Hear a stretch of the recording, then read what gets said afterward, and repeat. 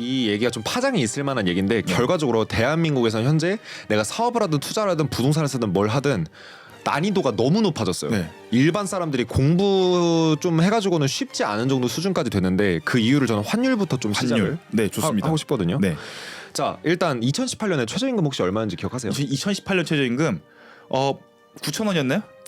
뭐 제 기억에는 7,000원대 정도? 7,000원? 7,500원? 뭐 7,000원대였던 것 같은데 지금은 최저임금 얼마 정도 되는지 아세요? 만 원은 확실히 넘고. 네, 10,000원 넘죠. 11,000원? 네, 10,000원 대충 넘죠. 네. 그러면 최저임금이 지금까지 꽤나 적지 않게 올라간 거잖아요. 그렇죠. 엄청 올랐죠. 근데 요거를 네. 이제 달러로 환산해 보면 오히려 줄었어요. 현재 작년 기준으로 현재 정권이 문재인 정권 때보다 돈을 2배 정도 더 많이 풀고 있다, 더 빠르게 풀고 있다라고 얘기했으니까 당연히 원화 가치가 깨지는 게 어찌 보면 당연한 거예요. 아니 근데 돈을 이렇게 푼다는데 왜 나한테는 안 주지? 나는 그러니까요. 저도 뭐 혜택을 본 게 없는 것 같은데. 저도 받은 거 없는 것 같은데. 네. 그 돈 어디로 가지? 진짜 순수한 궁금증입니다. 네. 그 돈 어디로 가지? 저는 우리나라가 굉장히 위험하다라고 생각하고 있어요. 일단 결론적으로 저는 이제 내년에 이민을 가기로 정했고. 네. 저는 뭐 아시겠지만 대한민국을 정말 사랑하고 뭐 애국 관련 기부도 정말 많이 하고 애국 보수 청년이잖아요. 심지어. 1년에 수천만 원씩 기부를 하거든요. 야. 근데 요번에 이제 올림픽 공원에서 또 이제 제가 컵밥도 몇백 인분 돌렸고 봤습니다. 코스피 작살났죠. 탁살났죠. 근데 S&P 500 올라가고 있죠. 그러니까요. 답이 뭐예요? 미국 주식을 해야 된다라는 거잖아요.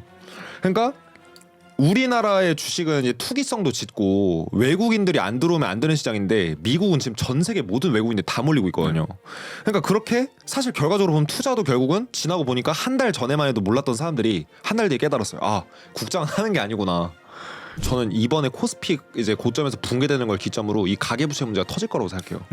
전 지금 이제 가계부채가 지금 3,000조 원이 넘는데 네. 이거 터진다? 근데 요번에는 10억짜리 부동산이 3억을 갈 수도 있는 거죠. 저도 제 꿈이 항상 그거거든요. 이제 바다가 보이는 마을에서 파트라시 키우면서 근데 아침에 일어나서 딱 이제 노트북에 딱 30분 단타 치고 그리고 이제 딱 한 100, 그러니까 따면 100만 원, 이르면 100만 원 요 정도 수준 해놓고 이제 따면 좀 고기 먹는 거고 이르면 에이 내일 하지 뭐 이런 사람. 이제 한 3일 이러면 파트라슈 먹는 거야. 안돼, 내 파트라시 안돼. 안녕하세요. 세상을 감정한 남자 김강사 평가사입니다. 오늘은 제 채널에 엄청 거대 유튜버이신 이제 경제왕 김PB님을 모셨는데요.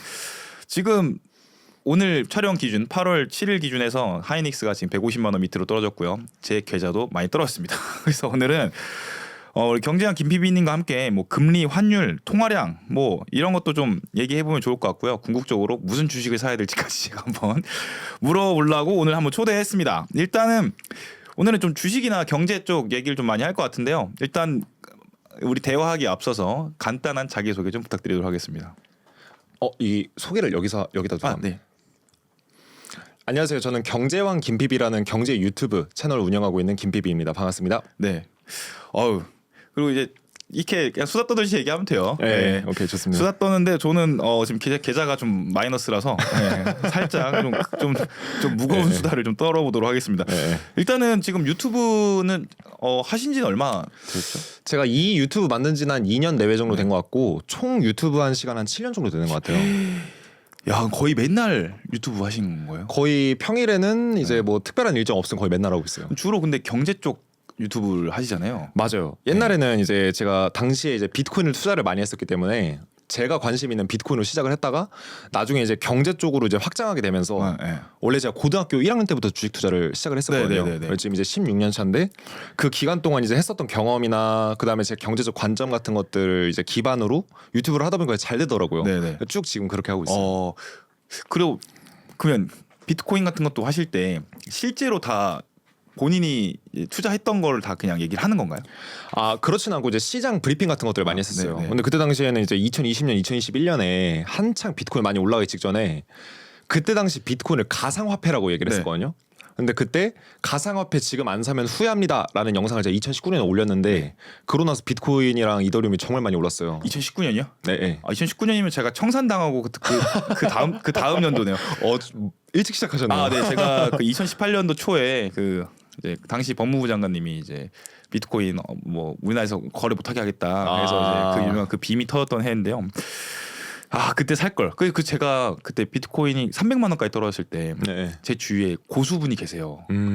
그분이 이제 이제 진짜 찐 저점이 왔다 사라 했는데 제가 안 사고 아 네, 원화 최고를 하기 위해 감정평가사 업무를 더더욱 열심히 했던 기억이 납니다. 오늘 약간 인간극장 패스는 거야. 아, 예. 근데 지금 뭐 유튜브 사실 저도 팬인데 보면 좀 유튜브에 보면 뭘 사라 이것도 있긴 하지만 좀 위험하다.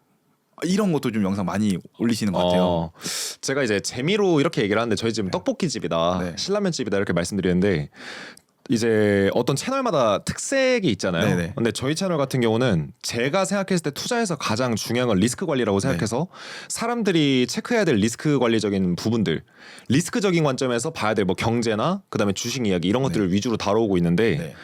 그래서 어떤 분들은 막 이러시더라고요. 맨날 부정적인 얘기만 네. 한다 이러시는데 저는 제 채널의 컨셉 자체를 데이터 기반으로 좀 비판적인 네. 뭐 경제를 얘기하든 뭐 세계 경제든 뭐 한국 경제든 아니면은 주식이든 비판적인 관점에서 우리가 조심해야 될 거 이런 것들 위주로 다루는 어떤 컨셉의 채널이거든요. 네. 근데 재밌는 게 예. 주식은 이제 많은 사람들이 하다 보니까 떨어진다 위험하다. 근데 아무리 내가 산 주식이 이뻐 보여도 조심해야 될 거는 알아야 되잖아요. 그렇죠. 근데 그런 걸 말하면 좀 불편해하는 사람이 많은데 맞아요. 이상하게 부동산은 올라간다 하면 불편한 사람이 많아. 그래요? 네. 아 왜냐면 잘 자기가 못 사니까. 네, 잘 보면 유튜브 잘 보면 올라간다는 영상은 거의 없고 조회수도 없거나 유명한 영상들 다 떨어진다예요. 아 그래서 제가 저도 이제 주식이랑 그뭐 비트코인 주식 뭐 부동산 유튜브들 보면 그게 좀 재밌는 것 같아요.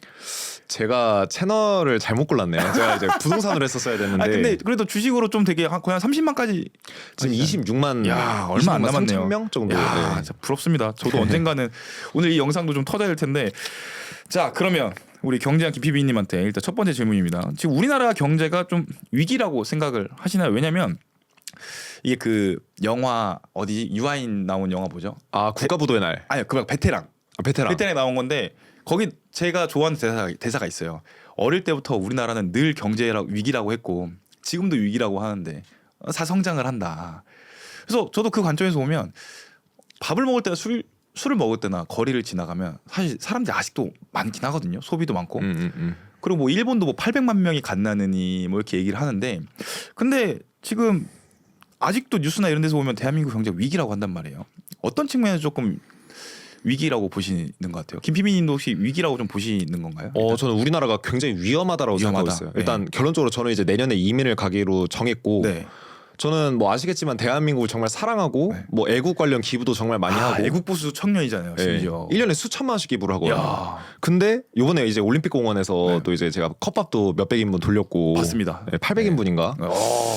근데 이제 제가 이렇게 대한민국을 사랑하고 또 저희 부모님도 한국에 계시는데도 제가 이제 한국을 떠나게 된 이유는 제가 한국에 있으면 안 될 것 같다는 생각을 했기 네. 때문인데 그럼 그 결정하게 된 원인이 여러 가지가 있잖아요. 근데 이렇게 생각을 좀 해보면 좋을 것 같아요. 우리가 경제가 좋다 나쁘다라는 거를 어떤 관점에서 우리가 평가를 할 거냐. 네. 그거부터가 좀 출발인 것 같아요. 누구는 이제 경제가 좋다라고 하면은 왜 좋은지를 얘기하고 누가 경제가 나쁘다라고 하면 경제가 왜 나쁜지를 설명하잖아요. 근데 이제 제가 봤을 때의 기준은 통상적으로 일반 서민들이나 중산층들도 네. 먹고 사는데 지장이 없고 누구든 쉽게 자기가 경제적 자유를 이루고 싶으면은 뭐 사업을 하든 일을 하든 해서 일궈낼 수 있으면 그게 경제가 좋다라고 저는 표현하고 싶어요. 네.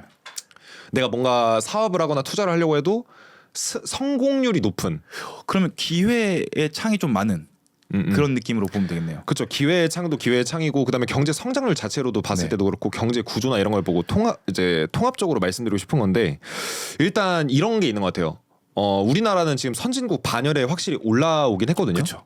그러면은 내가 여기서 지금 우리나라랑 다른 나라 비교해 보면 그냥 뭐 회사 취업해서 먹고 살고 하는 데는 지장 없는 나라인 건 확실해요. 그리고 많은 사람들이 뭐 삼시세끼 굶을 걱정까지는 안 한단 말이에요. 이제 굶는다는 건 사실 우리나라에서 거의 없어졌죠, 사실상. 네. 근데 중요한 건 뭐냐면 내가 이제 성공하려고 딱 이제 경제적 자유를 이루려고 할 때 이게 가능하냐의 문제인데 우리나라는 전 이게 사실상 많이 불가능해졌다라고 봐요. 과거에 비해서. 어떤 측면에서 말씀하세요? 예를 들어서 이런 거죠. 그냥 단순하게 말씀드리면 네.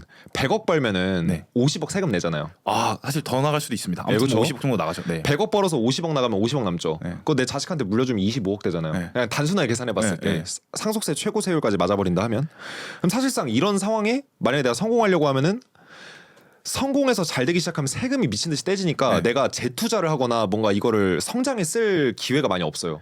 근데 세금 나갈 건 다 나가고 네. 근데 만약에 안 될 때가 좀 중요할 것 같은데 안 될 때는 이 뭐 세금을 다시 뭐 재창업 지원 자금 같은 것들 나라에서 도와주거나 이렇게 하는 게 아니다 보니까 네. 자연스럽게 당연히 잘 된 사람은 당연히 주목받을 수 있는데 그런 사람 소수고 절대 다수는 시도하다가 실패하는 근데 실패하면 재기 기회가 없는 뭐 이런 사회인 것 같아요. 아, 좀 구조상 쪽에 조금 좀 그런 식으로 하고 있고 저도 100% 동감을 합니다. 근데 이제 제가 지금부터 중요한 말씀을 드리고 싶은데 네. 이제 앞서서 얘기한 건 좀 약간 뭐 자르셔도 되는 내용이라고 하면은 네. 지금부터는 좀 핵심적인 얘기를 할 텐데 좀 이제 조회수 잘 넣을 만한 얘기를 좀 아니요. 그리고 이제 저보고 말씀해 주시면 됩니다. 네. 예, 예.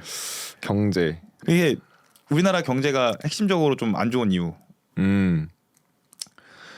가장 중요한 것 중에 하나가 우리가 돈을 버는 뭘 말씀드려야 되지? 말할 게 거의 한 30개 50개인데 스토리를 딱 만들어야 그럼 돼가지고 가장 쉬운 거부터. 자 우리나라는 월급이 1% 올라갈 때 소득세가 3% 올라가요. 그래요? 예, 근데 지금 국민연금, 건강보험료 다 올라가고 있어요. 네, 올라갔죠. 근데 세제 혜택들은 계속해서 없어지고 있죠. 네. 그러면 결과적으로 뭐냐면은 내가 이만큼 벌었을 때 옛날엔 이만큼 남았다라고 한다면 지금 그 남는 돈이 점점 줄어드는 거예요. 이걸 이제 전문 용어로 가처분 소득이라고 하잖아요. 근데 가처분 소득이 압도적으로 줄어드는 환경이기 때문에 내가 사업을 하거나 투자를 해서 성공하지 않으면 안 되는 사회가 돼 버렸는데 사업이나 투자를 해서 성공하는 게 또 쉽지 않잖아요. 쉽지 않죠. 우리나라 같은 경우는 내수 인구도 적고 하다 보니까 뭐 사업을 하려고 하면은 외국 타겟으로 하지 않으면은 애초에 정해진 이 좁은 시장 안에서 서로 다퉈야 되는데 서로 카피하기도 바쁘거든요. 뭐 무슨 비어 하나 차리면 그거 따라해서 무슨 비어 그쵸. 무슨 비어 다 생기잖아요. 네네. 그런 것처럼 막 이제 조금 잘 된다 하면 다 카피하고 잘 되려고 하면 세금 나가고 네. 그러다 보니까 뭐 굉장히 우리가 어려운 지점이 있다라고 생각을 해요. 근데 이것보다도 네. 그럼 이제 압도적인 1등이 되지 않는 이상 사실 쉽진 않다. 근데 이제 조회수 많이 나올 만한 얘기가 뭐냐면 환율 얘기를 좀 환율, 해볼게요. 오케이, 환율. 근데 이게 조회수도 조회수인데 굉장히 중요한 얘기입니다. 우리나라 얘기를 하는 건데 환율이 결국에 변동한다는 거는 가만히 있는데 외국에 대비한 내 자산 또는 돈이 실시간으로 계속 줄어들고 있다는 거잖아요. 환율이 네네. 올라간다는 거는. 제가 이걸 좀 이제부터 좀 진지하게 말씀을 네. 드릴 건데 이 얘기가 좀 파장이 있을 만한 얘기인데 결과적으로 대한민국에서는 현재 내가 사업을 하든 투자를 하든 부동산을 쓰든 뭘 하든 난이도가 너무 높아졌어요. 네. 일반 사람들이 공부 좀 해가지고는 쉽지 않은 정도 수준까지 됐는데 그 이유를 저는 환율부터 좀 시작을 네, 좋습니다. 하고 싶거든요. 네.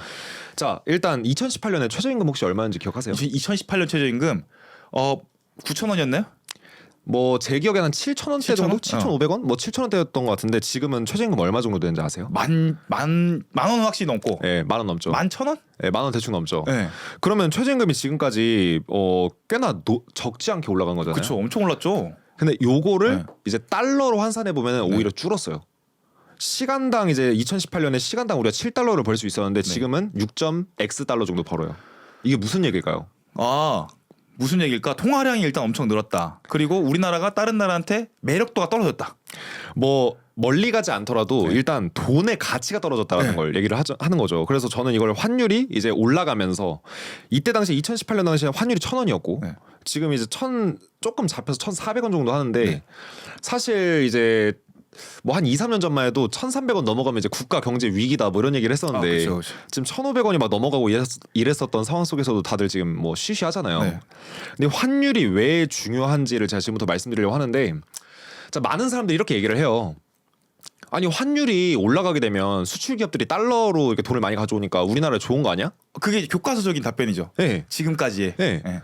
근데 그럼 그 기업들은 원재료 살 때 달러로 안 사오나요? 달러로 사오죠. 달러로 사오죠. 네. 우리나라는 최대 수출국이기도 하지만 수입도 되게 많이 한단 엄청 말이에요. 많이 하죠. 네. 일단 에너지 의존도가 전 세계에서 그 OECD 국가들 중에 최상위급이고. 근데 이제 여기서 핵심이 뭐냐면 자 수출 기업들이 달러 많이 벌어오는 건 이해돼요.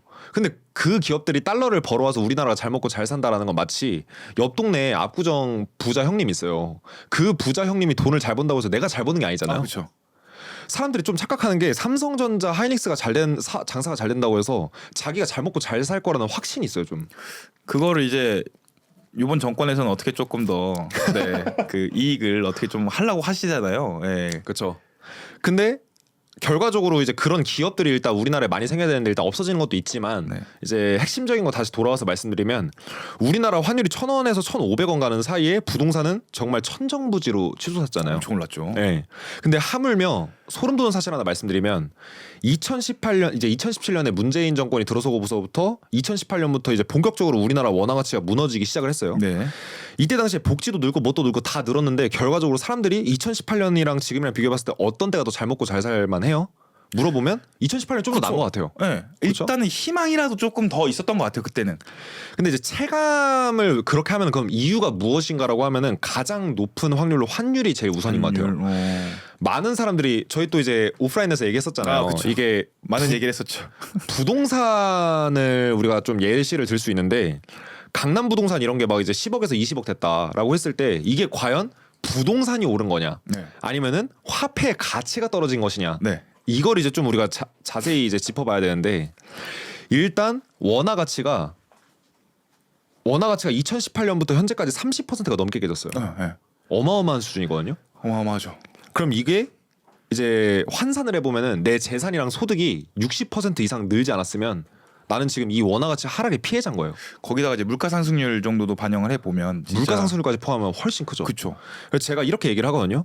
2018년 이후로 내 소득, 내 재산, 그다음에 내 부동산 갖고 있는 거 모든 것들이 다 80% 이상 늘지 않았다. 그럼 사실상 원화 가치 하락의 피해자다라고 얘기를 해요. 그러면 그게 여기서 말하는 피해자는 이제 내가 조금 돈을 벌었더라도 상대적으로는 조금 마이너스인 상황이 가난해진 거죠. 가난해진 거죠. 상대적으로. 네. 실제로 지금 예를 들어서 2018년에 1억을 벌고 있었던 사람이 네. 지금 2026년 들어서 물가랑 환율이랑 다 감안했을 때는 1억 8천을 벌어야 된다는 얘기돼요. 그렇죠. 어마어마한 거거든요, 이거는. 와, 그러면 아까 말씀하신 거랑 좀 연결해서 하면 우리나라는 진짜 열심히 살아야 되네요. 열심히 살아야 되죠. 열심히 살아야만 하는 구조를 갖고 있네요. 그렇게 되면. 열심히 살아야 본전인데 네. 중요한 거는 우리나라에서 1억 8천 번 사람이 얼마나 돼요? 아, 쉽지 않죠. 예, 거의 없는데 네.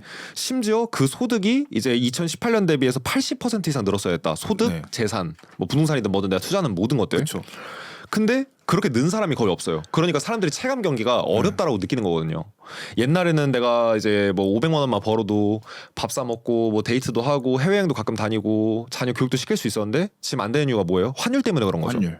그럼 이 환율을 잡아야 되는 건데 잡으려면 뭐가 필요할까요? 환율을 잡으려면 일단은 당장 생각나는 건 달러를 많이 갖고 있으면 될 것이고. 그죠? 예. 그다음에 조금 더 나가면 이건 안 될 것 같긴 한데 통화량을 좀 줄이면 되지 않을까 싶습니다. 그러면은 정리해 보면은 돈 적게 찍어내고 네. 그다음에 달러가 많이 들어올 수 있는 환경을 만들면 되잖아요. 그렇죠. 저는 그렇게 생각합니다. 근데 우리나라는 정확히 지금 반대로 가고 반대로 있다는 하고 거죠. 예. 세율을 높이고 네. 규제를 강화하고 하면 할수록 기업들이 사업을 안 하고 싶어 하고 네. 그럼 결과적으로 우리나라에 사업하는 것보다 해외에서 나와서 사업하는 게 더 유리하기 때문에 해외로 나가게 되겠죠. 그리고 외국 기업들이 봤을 때도 우리나라에서 사업을 하고 싶은 환경이어야 되는데 사실 화폐 가치가 이렇게 무너지고 하는데 사업하기 좋은 환경이라는 게 어디 있겠어요. 그렇죠. 거기에 이제 여러 노동법들도 강화가 되기 시작을 하고 사업하기 그러니까 결국은 이제 이걸 나라 대 나라가 아니라 회사로 보면 우리 회사에 투자를 하게끔 만들어야 되는 그렇죠. 상황을 만들어야 정확히 되는데 맞아요. 예. 갈수록 내 회사에 투자하고 싶은 매력도는 좀 떨어진다. 아니 삼성전자 취업할래 엔비디아 취업할래라고 하면은 지금 엔비디아를 100이면 100 다 엔비디아를 얘기해요. 왜냐? 엔비디아가 지금 세계의 주인공이고 삼성전자랑 비교했을 때 엔비디아가 누가 봐도 뭔가 좋은 회사 같으니까 삼성전자에서 근무하고 계시는 현 직원들 중에 제가 한 분을 알고 있는데 네. 그분이 뭐라고 하셨냐면 여기서 능력이 조금 있는 사람은 다 하이닉스나 엔비디아로 이직을 한대요. 애플도 많이 간다고 들었어요. 구글 네, 네. 뭐 이렇게 그럼 왜냐면 돈 많이 주니까. 돈 많이 주니까 돈 많이 주고 복지도 좋고 그쵸. 성장의 기회도 있죠. 근데 그리고 우리나라는 그렇지 않으니까. 미국 기업이니까. 그렇죠. 네. 근데 우리나라는 그렇지 않으니까 그런 것처럼 이제 우리나라의 조건을 봤을 때 전 세계적으로 제가 그냥 워렌 버핏이라고 네네. 생각해 볼게요. 그러면은 한국이 투자하고 싶을까? 그러면 돈이 안 들어오겠죠. 투자 매력도가 없으면. 저도 그 생각을 언제 했냐면 우리 버핏 형님이 일본 상사에 몇 년 전에 꽤 투자 많이 했잖아요. 왜 하필 일본이니까 한국에 안 하고. 그리고 그 나중에 안 사실인데 일본의 여러 뭐 이제 제도나 성장력 이런 거 보고 했는데 한 것 같은데 버핏이라면 삼성전자 정도는 살 수 있지 않을까 싶은데 그 나머지는 글쎄 물음표입니다, 솔직히. 네. 네. 그러니까 내가 이제 전 세계 글로벌 투자자라고 봤을 때 기업인이든 이제 투자자든 한국에 투자를 하고 싶고 한국에 들어오고 싶어야지 이제 우리나라 성장할 수 있어요. 네. 왜냐면 이 우리나라는 조그만 땅덩어리에서 뭐 할 수 있는 게 없단 말이에요. 사실 반도체 말고는 딱히 네. 조선 정도? 예. 예, 심지어 그런 경쟁력들 국가 기관 산업들도 지금 중국에 다 뺏기고 있거든요. 네. 근데 중국 산업 스파이들이 우리나라에서 계속 한 해에도 수십 건씩 계속해서 기술을 유출해 가는데 걸린 것만 그 정도지 네. 사실 안 걸린 건 훨씬 많을 거란 말이에요. 많겠죠. 예. 근데 그런 거에 대해서 이제 우리나라에서 이제 명확한 대처를 안 하고 있죠. 네. 그러면 결과적으로 기술은 다 뺏기고 있지, 중국이 약진하고 있지, 그럼 우리나라는 계속 도태되지. 그럼 이제 마지막으로 남은 희망이 뭐냐면 그래 환율이라도 지켜지면 네. 돈의 가치라도 지켜지면 우리가 열심히 일하는 만큼 대가를 그대로 받는 거고 그 대가에서 내가 투자를 하고 뭘 하면은 그만큼 내가 그 결과물을 온전히 받아들여지는 이제 받을 수 있는 이런 여건이 되는데 환율이 깨지니까 내 월급이 막 80%막 2배, 3배 이렇게 오르지 않고 집값이 그 정도로 오르지 않으면 생존 자체가 어려워지는 점점 더 가난해지는 이제 세상이 된 거죠. 그러면 이렇게 한번 질문해 볼 수 있을 것 같아요. 근데 어차피 환율은 해외가 다른 나라 대 우리나라의 그런 비율인 거고 네. 나는 우리나라에서 우리나라 회사에서 돈을 받고 우리나라에서만 소비를 할 건데 환율이 뭐가 그렇게 중요하냐? 이렇게 생각해 보시면 돼요. 네. 그런 생각을 갖고 사시면 돼요. 그럼 이제 그런 생각을 갖고 사시다가 한 10년 지나니까 내가 장례식을 하려고 부모님 돌아가 장례식을 하려고 보니까 장례식 한 번 하는데 1억이네. 왜 이렇게 많이 들지? 내가 결혼식 하려고 하니까 결혼식 하는데 8천만 원 든다네. 옛날에는 한 4천이면 됐었던 것 같은데 왜 이렇게 많이 들지? 우리나라는 어떤 이제 구조를 갖고 있냐면 뭐든지 수입을 안 하면 생존 자체가 불가능한 구조가 돼 있어요. 근데 삼성전자나 다른 일반적인 이런 이제 큰 대기업들은 수출을 그래도 해서 해외에서 달러를 벌어 들여오는데 우리는 그렇지 않잖아요. 네. 그럼 어떻게 되냐면 환율이 높아져서 우리나라 돈의 가치가 떨어지면은 그만큼 외국에서 원재료를 살 때 비싸게 사오겠죠. 그럼 편의점이나 이런 데가 특히 타격이 많이 가는데 편의점, 뭐 기름값 이런 것들이 진짜 수배로 오르는 거예요. 그렇죠. 원래 10년 동안 2배로 올랐었다라고 한다면 네. 지금 속도로라고 한다면 10년 동안 환율 가치가 무너지는 것만으로도 물가가 4.5배 올라갈 예정이거든요. 네. 왜냐면 이제 지난 1년 동안 원화 가치가 14%가 깨졌기 때문에 이걸 그대로 역산하면은 10년 동안 77%가 깨져요. 네. 그럼 10년 동안 77%면 원 달러 환율 7,000원에 물가는 4.5배 올라간다는 계산이 돼요. 네. 근데 물가까지 더 올라가게 되면 6배, 10배 되겠죠. 그게 실제로 가능해? 하실 수 있는데 우리나라는 지금까지 그런 일이 없었지만 이제 확장 재정을 미친 듯이 하고 있기 때문에 돈을 많이 찍어내니까 당연히 돈 값어치가 떨어질 수밖에 그렇죠. 없죠. 그러니까 저는 환율 지금 이거 상승의 어떻게 보면 원인 중에 하나가 저는 물가 그 뭐냐 통화량이라고 보거든요.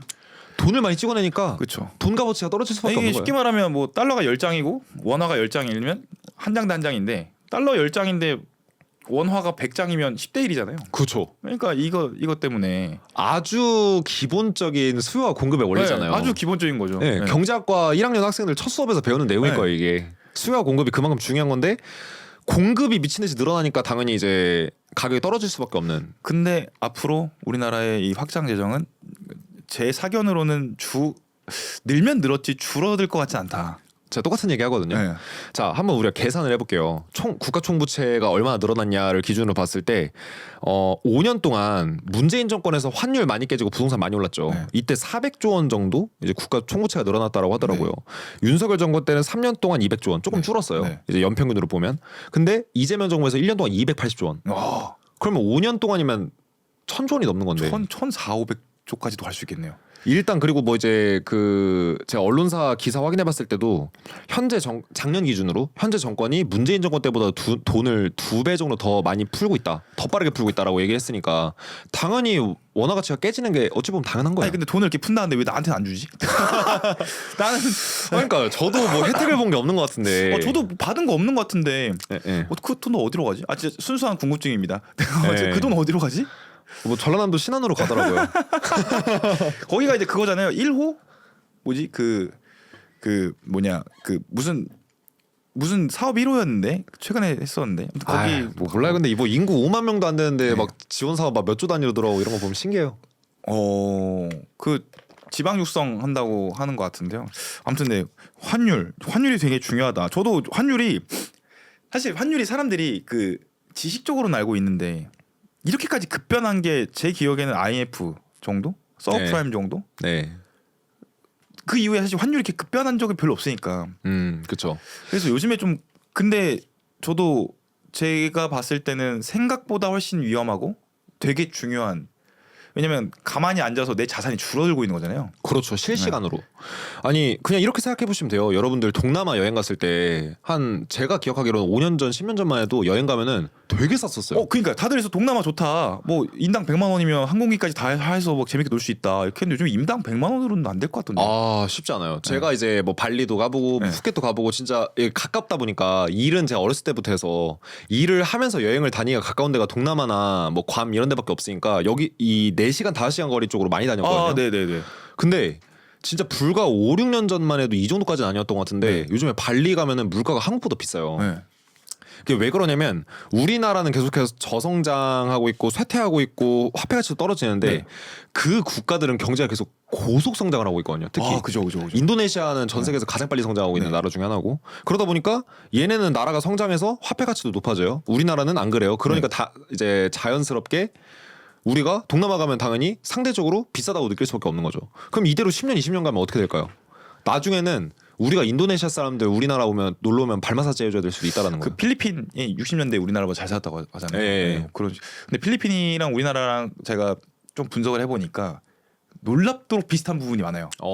거기도 뭐 여러 그냥 거기도 그때 독재자가 정치를 했고 그다음에 그 사람의 자녀가 지금 뭐 대통령, 부통령 하고 있고 우리나라도 그렇고 하는데 이제 가장 큰 차이는 토지를 어떻게 했냐. 네, 유상물수, 유상분배부터 해서 되게 여러 가지 논점들이 있는데 결국 정치적인 상황 때문에 차이가 초반에부터 많이 이제 갈라졌는데 글쎄요 우리나라다 이제 전 계속 말하지만 통화량이 가장 큰 것 같고 근데 맞아요. 이제 여기서 문제는 뭐냐면 저희 둘 다 아무튼 청년이잖아요. 저도 네. 청년인데 자 이 상황에서 아무튼 이제 우리나라 구조가 이렇게 된단 말이에요. 근데 이제 뭐 돈이 좀 있거나 자산이 있는 분들은 요즘에 뭐 상속세나 뭐 이런 것 때문에 이제 해외로 이민도 가고 하시는데 그리고 김PB님도 솔직히 뭐 잘은 모르지만 그래도 좀 유명하시고 돈을 잘 버실 것 같아요. 네. 주식도 잘하시고 평범한 2030 청년들은 지금 어떻게 해야 할까요? 일단은 당장 생각나는 건 뭐 부동산을 해라 주식을 해라 요건데 부동산은 이미 고가성이 되게 커서 네. 부동산에 쉽게 투자할 수는 없을 것 같고 제가 봤을 때 현실적으로는 조금씩이라도 주식을 좀 해봐라 이런 건데 어떻게 그리고 이제 고등학교 때부터 주식 하셨으니까 네. 이제 김PB님도 집이 잘 사는지 모르겠어요. 아무튼 이제 본인 돈을 했을 거란 말이죠. 네. 조금씩 용돈을 모아서 했겠죠. 이렇게. 네. 그런 경험을 살려서 어떻게 하면 좋을 것 같아요, 청년들. 제가 이 질문도 되게 많이 받고 네. 답변도 많이 했는데 요걸 이제 말씀드리기 전에 소름 돋는 것도 하나 말씀드릴게요. 어떤 건가요? 자, 2018년에 네. 우리 원화같이 많이 깨지기 시작했다 했잖아요. 네. 정확히 그 시점부터 청년 주택 보유율이 엄청 급감했어요. 39세 이하를 청년이라고 가정했을 때 네. 39세 이하인 사람들의 주택 보유율이 네. 2018년에 40%에서 현재 지금 27%까지 떨어졌거든요. 왜일까요? 다른 연령대는 차이 없어요. 왜일까? 왜냐면은 원화가치 하락에 피해를 본 사람들 청년이라는 거예요. 저는 그렇게 생각을 해요. 왜 그러냐? 뭐 40대, 50대, 60대에서 자산도 어느 정도 형성해놓고 이미 투자를 할 수 있었던 사람들은 원화 가치가 하락을 했어도 그걸 어느 정도 일정 부분 방어할 수 있었어요. 왜 그러냐? 원화 가치 떨어진 만큼 그 내 부동산 가치가 올라가고 주식 가치가 올라갔으니까. 그거를 그분들은 공부가 아니라 몸으로 학습을 했겠죠. 아마 IF 전후부터 해서 쭉 보면 네. 부동산은 된다. 아무튼 방어는 된다. 근데 지금 이제 새롭게 우리나라의 이제 뭔가 사회 구성원으로 도전하려고 한 청년들은 아무것도 가진 게 없고 이제 벌어야 되는데 버는 거에서 세금은 많이 나가지. 근데 뭔가 투자를 하려고 하니까 뭐 돈은 많이 없어 주식해야 되는데 주식하다가 또 단일 종목 레버리지에 물려가지고 또 손실 많이 나지. 이런 상황이다 보니까 결과적으로는 청년들이 지금 주택이 없어요. 네. 그 다음에 두 번째로 소름 돋는 사실은 지금 청년들의 일자리보다 60대 일자리가 더 많아요. 왜죠? 이게, 국가에서 하는 그거요? 무슨 얘기냐면은 네. 일단 쉬고 있는 20, 30대 청년보다 그러니까 60대 노인보다는 20, 30대 청년들이 일을 많이 하고 있어야 되잖아요. 네. 근데 지금 20, 30대 청년들의 실업률은 거의 IMF 이래 최대치 수준으로 지금 직업을 못 구하고 있는데 60대 일자리는 많아요. 왜 그러냐? 정부에서 만드는 저품질 일자리 때문에. 그거를 그러면 60대가 많이 하고 있다는 건가요? 예, 저품질 일자리. 뭐 길에서 이렇게 녹색 어머니처럼 네. 이렇게 뭔가 이런 거 하고 뭐 그냥 소일거리 하고 이런 거 있잖아요. 네. 그 일자리 하나랑 건설업체 뭐 저 상무, 전무, 부장 이런 일자리랑 똑같이 하나로 카운팅이 돼요. 지금 우리나라는 일자리가 이제 지금 그대로 유지되고 있다, 조금씩 늘고 있다라는 식으로 홍보가 되지만 사실상 그거 다 60대 일자리, 사회복지 일자리에서 나오는 거고 20, 30대 일자리는 거의 최저치 수준이에요. 그러면은 일하려고 하니까 일자리가 없지. 그 다음에 그러니까 고품질 일자리가 없는 거예요. 정확히 말하면 고품질 일자리도 없고, 그 다음에 내가 뭐 노력을 해서 도전을 해보려고 해서 돈을 좀 벌려고 하니까 세금이나 규제 같은 것들이 너무 많아서 내가 돈 버는 돈에서 대부분이 다 뜯겨져 나가요. 네. 그러니까 주택을 살 수 없는 상황이 되는 거죠. 그러면 이걸 타개하려고 하면은 우리가 반대로 생각해봐야 될 것 같아요. 이제 질문해주신 게 생존 전략이니까 첫 번째로 가능하면 외화랑 친해지는 게 좋아요. 달러, 프랑, 유로 이런 이제 외화들 있죠. 네. 그 중에 신뢰도가 높은 외국 돈을 좀 친하게 지내는 게 좋을 것 같아요. 그게 무슨 얘기냐? 내가 일을 할 때 만약에 가능하면 일을 해서 사업을 하든 뭐 투자를 하든 뭘 하든 달러나 유로나 프랑 같은 이런 이제 고품질 외화를 벌어들일 수 있는 일을 하면 좋아요. 네. 사업을 하더라도 우리나라에서 충분히 우리나라에 놀러 오는 외국인이 얼마나 많은데 그 사람들 대상으로만 이제 사업을 특화해서 사업을 하면은 이제 어쨌든 외화를 벌 수 있단 말이에요. 네.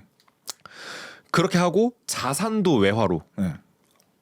자산도 외화로 축적하는 거예요. 한국 주식보다는 미국 주식. 뭐 요번에 보셔서 아시겠지만 코스피 개박살 나는데도 S&P 500은 사상 최고치를 네. 달리고 있잖아요. 그러게요. 평가사님이 이제 저 좀 와일드하게 그냥 편하게 하라고 하셔서 진짜 전 편하게 할 거거든요. 편하게 해주세요. 코스피 작살 났죠. 탁살 났죠. 근데 S&P 500 올라가고 있죠. 그러니까요. 답이 뭐예요? 미국 주식을 해야 된다라는 거잖아요. 그러니까 우리나라의 주식은 이제 투기성도 짙고 외국인들이 안 들어오면 안 되는 시장인데 미국은 지금 전 세계 모든 외국인들이 다 몰리고 있거든요. 그러니까 그렇게 사실 결과적으로 보면 투자도 결국은 지나고 보니까 한 달 전에만 해도 몰랐던 사람들이 한 달 뒤에 깨달았어요. 아, 국장은 하는 게 아니구나. 그러면 이제 투자도 외화 기반으로 뭐 미국이나 이런 쪽으로 이제 주식을 할 수도 있고, 사람들이 잘 모르는 게 뭐냐면은 부동산 투자도 내가 얼마든지 외화로 쉽게 할 수 있거든요. 네. 예를 들어서 미국의 리얼티 인컴이라는 이제 배당주가 있는데 뭐 굉장히 유명한 배당주예요. 모르는 사람이 없는 배당주인데 리얼티 인컴이라는 회사를 사면은 이 회사가 리치 펀드거든요. 네. 연에 한 4~5% 정도씩 이제 그 배당 수익률이 나오는데 그게 매달 쪼개서 나와요. 근데 이 회사가 뭐 하는 회사냐면 리치 펀드인데 네. 나이키나 코스트코 같은 데다가 장기 임대해 주는 회사예요. 부동산을. 그럼 내가 사실상 리얼티 인컴이라는 회사에 투자를 하면은 그 코스트코나 나이키에다 이제 임대해 주는 거랑 똑같은 거예요. 그쵸? 그러겠네요. 부동산 투자자로서 장기 렌트 임대가 계약이 돼 있고 심지어 예측 가능한 현금 흐름이 있기 때문에 사실 흔들리지도 않죠. 네. 그런 회사가 리얼티 인컴인데 여기다 투자를 하면 투자할 때도 달러, 내가 들어오는 돈도 달러기 때문에 네. 내가 원화 가치가 뭐 7,000원이 되건 8,000원이 되건 뭐 원 달러가 10,000원이 되건 아무 상관이 없는 거죠. 질문 있습니다. 네. 그럼 이제 이렇게 생각할 수도 있어요. 달러 지금도 비싼 거 아니냐? 이 질문도 많이 받았을 것 같은데요. 그럼 한 10년 뒤에 다시 한번 얘기해 보면 돼요. 이게 비싼 건지 안 비싼 건지. 제가 뭐 다시 한번 말씀드리지만 원 달러 환율 추세적으로 봤을 때 2018년 이후로 현재까지 30%가 넘게 깨졌고 네. 1년 동안이라고 기준해 봤을 때 1년 동안 14% 깨졌어요. 네. 이 속도면 원화 7,000원 가는데 10년 걸려요. 근데 진짜 생각해보니까 우리나라 국가 부도 이득이면 내가 이해를 하겠는데 그냥 그 유명한 커뮤니티 있잖아요. 네. 1,500원 깬 거 그 이유 그냥. 네. 네. 그러면 아무튼 외화 쪽으로 한번 생각해 보시는 게 좋다. 돈 버는 것도 외화, 축적하는 것도 외화. 왜냐면은 재밌는 사실 중에 하나를 말씀드리면은 뭐 제 여자친구가 터키 사람이거든요. 네. 근데 터키에서 굉장히 극상류층의 이제 친구였어요. 어느 정도 극상류층이냐? 쇼핑 일주일에 2~3번씩 하고. 네. 터키에서 우리나라로 치면 이마트 같은 게 있잖아요. 네. 여자친구네 아버님이 터키로 치면 이마트 같은 곳의 지부 사장님이셨어요. 돈에 관련해서는 전혀 어려울 게 없었던. 네. 근데 터키 리라와 가치가 90% 넘게 깨졌거든요. 엄청 지금. 깨졌어요. 네, 10년 동안 98%인가 95%가 깨졌어요. 그러면 그때 당시 1리라 하던 게 지금 10년 뒤에 지금 40리라 50리라 막 하고 네. 그다음에 기름값이 14배가 됐거든요. 그럼 우리 이런 식으로 생각해 보시면 돼요. 지금 기름 넣으면 10만 원 나온다. 풀 충전하면. 그럼 이제 10년 뒤에 140만 원 나온다고 네. 생각을 해보세요. 살 수 있을까요? 쉽지 않을 것 같은데요. 쉽지 않은 게 아니라 못할 것 같은데요. 이게 이제 환율의 중요성이거든요. 근데 외화 이제 우리나라 원화 가치가 이렇게 빨리 깨지고 있으면 결과적으로는 서민들은 절대 못 살아남아요. 그럼 서민인데 내가 살려고 하면 어떻게 하냐? 나 뭐 취업 준비생인데 나 뭐 일반 중산층인데 어떻게 하냐? 자산과 내 수입을 다 이제 외화로 바꿔놓는 게 되게 중요하다라는 거죠. 그럼 방금 그 터키 사례를 하면 터키도 그럼 그때도 부동산이나 주식값이 많이 올랐겠네요. 맞아요. 근데 이제 방금 얘기 듣고 베네수엘라가 생각나는데 베네수엘라도 그 주식만 보면 그래프가 막 이렇게 엄청 올라가 있잖아요. 맞아요. 근데 사실 따지고 보면 그게 좋은 게 아닌데 베네수엘라 주가가 100이 올라간다고 하면 물가는 1000이 올라가요. 그러니까요. 그래서 사실상 주식 투자해봤자 손해예요. 네. 이것도 제가 이제 분석해 본 적이 있거든요. 그러면 결국 2030의 생존 전략은 되도록 외화를 벌고 축적도 외화로 하자. 그다음에 이건 뭐 꿀팁 중에 하나가 될 수도 있는데 고정금리로 이제 보편적인 수준에서 저금리 대출이 고정금리로 만약 가능한 환경이라면 네.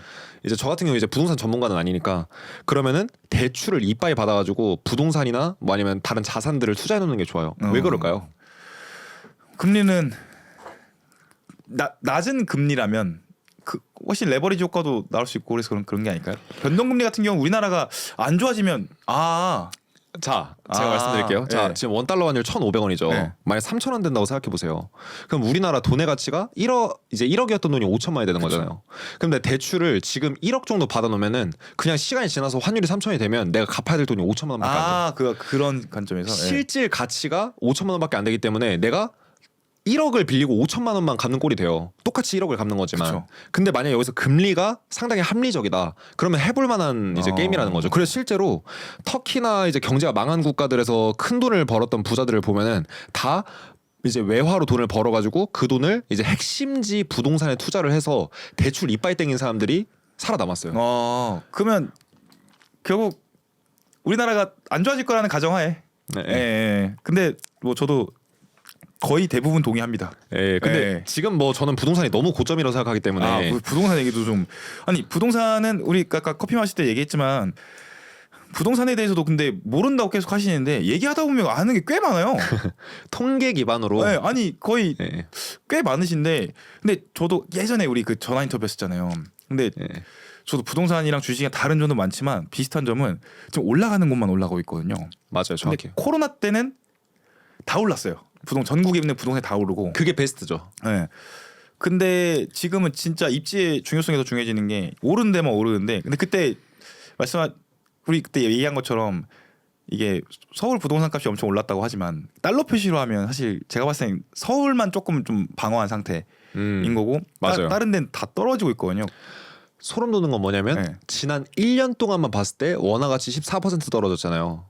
전국이 방어가 안 됐어요. 전국이다. 전국 다 방어 안 됐어요. 그러니까 뭐 당연히 개별 물건으로 봤을 때 뭐 압구정의 뭐 최상급 아파트 여기 방어 됐을 수도 있죠. 그쵸. 근데 그게 아니라 뭐 신림이나 뭐 아니면은 뭐 저희 중랑구부터 해가지고 뭐 마포구 그다음에 인천, 충남, 충북, 부산 다 따져 보면은 방어가 된 데가 아예 없어요 거의. 심지어 방어가 그나마 됐다고 하더라도 세금을 고려하면 정확해요. 네. 세금까지 고려하고 하면은 이거 부동산 투자 왜 하냐는 거예요. 그래서 저는 지금 부동산 막 이제 나라에서 팔라고 이렇게 압박을 주고 있잖아요. 네. 그냥 이참에 파세요. 이참에 잘 팔아가지고 현금 하신 다음에 네. 외화 자산이나 외화 기반의 투자를 하시는 게 훨씬 더 합리적이죠. 그게 훨씬 낫다. 네. 투자용으로 봤을 때는 네네네. 그래서 이게 저는 좀 부러운 게 제 어떻게 보면 투자의 롤모델 느낌인 건데 왜냐면 저는 감사합니다. 2017, 18년도에 다들 막 부동산 막 그때 아시겠지만 서점 가면 막 갭 투자하는 법, 맞아요, 막 맞아요. 500만 원으로 뭐 열채 사는 법 이런 거 있었는데 저는 같은 생각을 해가지고 아니 이거 주식 잘하면 돈 더 벌 수 있는데 그렇죠. 그래서 이제 주식을 했어야 되는데 근데 그때 코인을 해가지고 네. 내 인생의 기회 몇 번 기회 중에 하나 아무튼 그랬는데 지금도 그냥 같은 생각입니다. 통계나 그런 거 봤을 때 뭐 다들 뭐 서울 부동산 뭐 상승률 이런 거 보지만 아니 상승률을 보면 뭐냐 S&P나 다우지수가 상승률이 훨씬 좋고 그렇죠. 장기로 오면 거기다가 아까 우리 커피 마실 때도 얘기했지만 이게 사람들이 부동산은 앉혀놓고 뭐 묵혀놓으면 된다 이렇게 생각을 하시는데 주식창처럼 실시간으로 이렇게 시세가 변동되는 게 나온다면 사람들이 이걸 버틸 수 있을까? 그렇죠. 에이. 그리고 부동산처럼 이렇게 오래 들고 있을 거라고 하면은 삼성전자를 사든 뭘 사든 우량한 주식을 사면 돈 많이 벌어요. 저도 그렇게 생각합니다. 예. 거기다가 젊은 사람들일수록 오히려 조금 공격적으로 해야 된다고 생각을 하고 저도 그래요. 그리고 근데 왜냐면 결국 토지를 사건 주택을 사건 상가를 사건 간에 아무튼 큰 목돈이 묵히잖아요. 그렇죠. 저는 그게 되게 싫더라고요. 돈도 그럴 수 돈인데 왜냐면 우리가 할 수 있는 게 투자도 있지만 뭐 사업을 할 수도 있는 거고 뭐 갑자기 큰 돈이 들어갈 수도 있는데 뭔가 크게 돈이 묶인다는 것 자체가 저는 싫었어서 맞아요. 했는데 그러면은 네. 제가 이제 또 소름 돋는 데이터를 하나 공개드릴게요. 그 데이터맨인데요? 예, 지금 여름이니까 긴 데이터인데. 남양 특집으로 한번 가볼게요. 네, 자, 네. 소름 세 번째 소름 돋는 사실 하나 말씀해드릴게요. 네. 자, 우리나라 코스피 고점 기준으로 자, 우리나라 GDP가 2,500조 원 정도 돼요. 네. 근데 우리 코스피 고점 기준으로 우리나라 경제의 300% 정도 됐었어요. 코스피가. 네. 무슨 얘기냐면은 이제 우리나라 경제 2,500조 원 가정했을 때 우리나라 경제 1위면 주식시장 규모가 3위였다라는 거예요. 네네. 그럼 부동산은 몇 정도 될까요? 이건 진짜 한 번도 생각하지 못한 접근인데 GDP 대비 몇 퍼센트 정도 될까요? 질문의 취지를 봤을 때 비싼 3배? 비싸지 않을까요? 700% 정도 돼요. 7배요? 네. 그러면 잘 보세요. 우리나라 가계부채가 왜 전 세계 1위 수준이라고 하는지. 자, 지금 이제 300%에서 코스피가 급격하게 폭락을 해서 200%대로 내려앉았어요. 네네. 이 기간 동안 개인 투자들 500조 원 넘게 날렸고 네. 시총만 거의 뭐 2,000조 원 넘게 증발을 했어요. 일단 이제 그만큼 이제 우리나라 개인 투자들의 부가 사라진 거죠. 네. 외국인은 그때 팔고 있었으니까. 네. 근데 우리나라의 부동산을 봤을 때 우리나라 부동산이 주식시장보다 압도적으로 훨씬 많은 빚이 들어가 있어요. 그렇죠.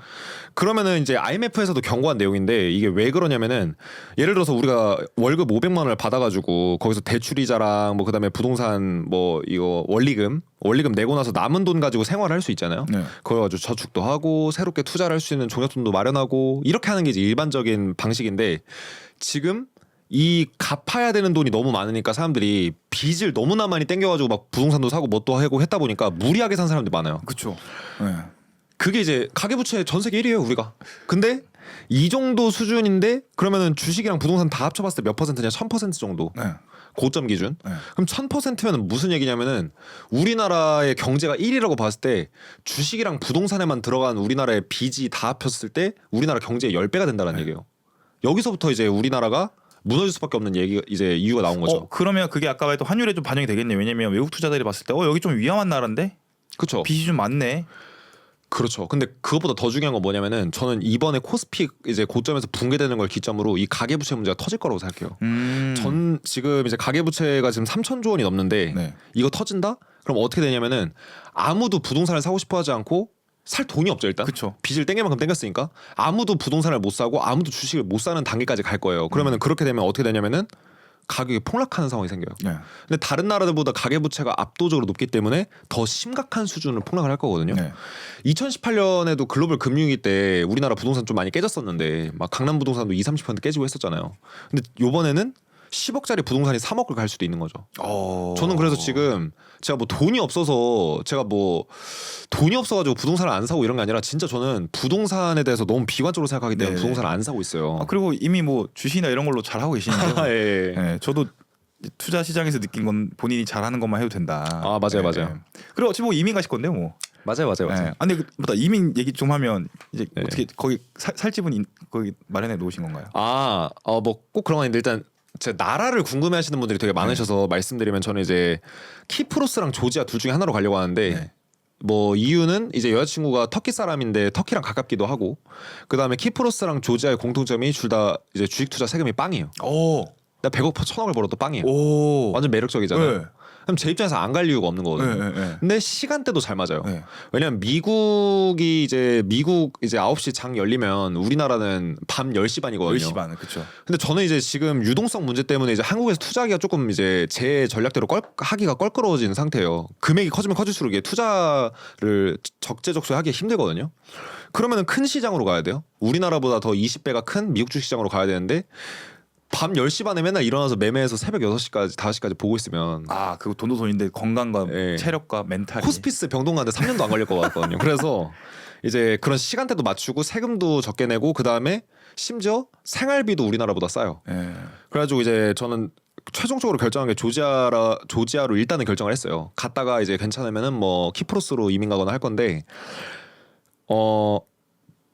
그 조지아로 이민을 가게 된 이유가 가장 결정적인 게 뭐냐면은 우리 한 10년 전 물가 수준이에요. 택시 타면 이제 5,000원 나오고 10,000원 나오고 뭐 우리나라 지금 나오면 3만 원 낼 거리를 거기서 15,000원이면 낼 수 있고. 그리고 거기 되게 자연도 좋지 않나요? 최고죠. 네. 너무 부러운 게 진짜 이게 저도 제 꿈이 항상 그거거든요. 이제 바다가 보이는 마을에서 파트라시 키우면서 근데 아침에 일어나서 딱 이제 노트북에 딱 30분 단타 치고 그리고 이제 딱 한 100, 그러니까 따면 100만 원, 잃으면 100만 원 요 정도 수준 해놓고 이제 따면 좀 고기 먹는 거고 잃으면 네. 에이 내일 하지 뭐 이런 삶. 이제 한 3일 이러면 파트라슈 먹는 거야. 안돼 내 파트라슈 안돼.